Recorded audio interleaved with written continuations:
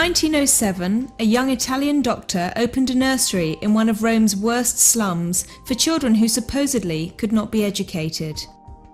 Very soon, the older children were helping to take care of the school and look after the younger ones. They were transformed from disadvantaged children with a bleak future into independent and self-confident children with a chance for a better life. Maria Montessori had pioneered an approach to education that focused on a child's natural desire and capacity to learn. She recognised that given the right environment and materials, and under the guidance of a watchful, caring teacher, the child's full potential could be realised. A century on, and her message, her insights, and the practical strategies she's passed on have influenced hundreds of thousands of children around the world. Maria Montessori said, "The greatest sign of success for a teacher is to be able to say, 'The children are now working as if I did not exist.'" For me, this has special meaning. Being a Montessori teacher, I've seen the independence and capability that this gives children, and when I had my own children, it was so important to instill in them the self-respect and the confidence that Montessori gives them. What makes the Montessori approach so effective is that it's based on a deep understanding of how children learn and develop through making their own choices, trying things out and doing things for themselves.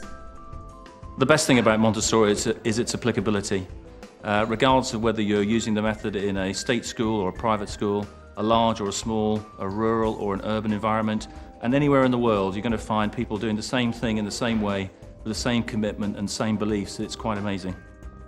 Montessori is a way of life as much as it's a way of education, and it doesn't just start when the child is old enough to go to nursery school. It's really from birth to 6. The child is born with a potential, and the potential is enormous. And what we as adults or parents or carers have to do is to provide an environment which will allow the potential to unfold. And the environment has to be stimulating, and in the very early stages it needs to be very tactile and offer lots of opportunities for movement, because the child learns through activity. The child learns by doing. Many Montessori schools have toddler classes for children between 18 months and 3 years. The toddler classroom is simpler and slower paced than the older classrooms, and the child has the time and space she needs to learn how to do things for herself. Soon, what is it becomes, what can I do with it? When children come into the environment and you introduce activities to them, when they then return to an activity and you watch them repeat that thing over and over again, the enjoyment that they get from it and the discovery you can see in their faces. Maria Montessori's insights and approach to child development have had a great influence on education practice throughout the world. The meticulously prepared environment, the carefully designed learning materials, child-sized furniture and equipment suited to the size of a child's hand are all characteristics of the Montessori approach. Extended periods of learning allow the child uninterrupted time to master simple and practical skills in preparation for progressing to more advanced activities. The role of the teacher as a guide rather than instructor allows the child to choose and explore in an orderly environment, at their own pace, driven by the desire to learn and experience. Many characteristics that have been present in Montessori schools for 100 years have since become commonplace in mainstream classrooms throughout the world. I trained to be a teacher in the 1960s, quite a long time ago now, and yes, in many ways it was different from the sort of teaching that I'm doing now. But in many ways it was similar, because I realised that a lot of Montessori principles were there, sort of rather intrinsically part of the training that I had at that time. Today's Montessori classroom is based on Maria Montessori's original Casa dei Bambini, or Children's House. It's an environment of calm concentration where you'll find children totally absorbed in activities they've chosen themselves. I was immediately attracted. I felt immediately like this was a good environment, really the perfect environment for my children to blossom and grow. And to find their own paths and what they wanted to do, and yes, exactly. Freedom of choice within the classroom. Exactly. Children in a Montessori classroom have the freedom to make their own choices from those activities that are within their ability. But discipline, particularly self-discipline, is key to the Montessori approach. You choose to do what you wish to do, but you understand that what you choose to do, you're also responsible for your decisions, basically. So you deal with the consequences. And I think it's really important to have lessons about responsibility like that at that age, because it really sets you up for the rest of your life.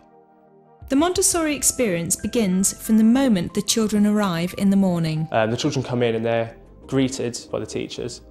They're given the freedom to go and explore things that they want to do. The mixed age grouping in a Montessori classroom plays a huge part in making the learning environment so successful. Older children love to share their knowledge and are great role models for the younger ones who want to emulate their achievements.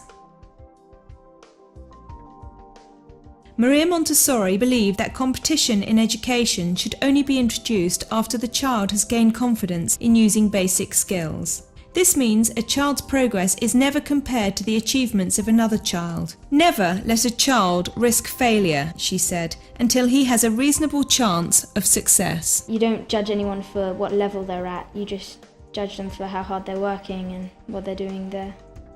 The Montessori method is based on the child's need to learn by doing. When a child is doing something with her hands, she'll concentrate her attention, and concentration is key to learning. Montessori materials are designed with this in mind. They're carefully sequenced so that each activity has a logical process to follow, and they introduce concepts that become increasingly complex as the child progresses. The materials are designed to help children understand where they may have gone wrong and to enable them to work out ways to correct themselves without being told how to do so. In a Montessori classroom, children are free to work where best suited to the activity: at a table, on the floor, making use of the full space of the classroom. Likewise, the teacher isn't rooted to one spot, but rather she goes where her attention is most needed, either presenting a new activity, giving gentle encouragement, or observing a child's progress. The classroom is designed to cover specific core areas of learning: practical life, sensorial, language and literacy, mathematics, cultural, and creative. And bringing the indoors outdoors gives the child an even wider range of experiences.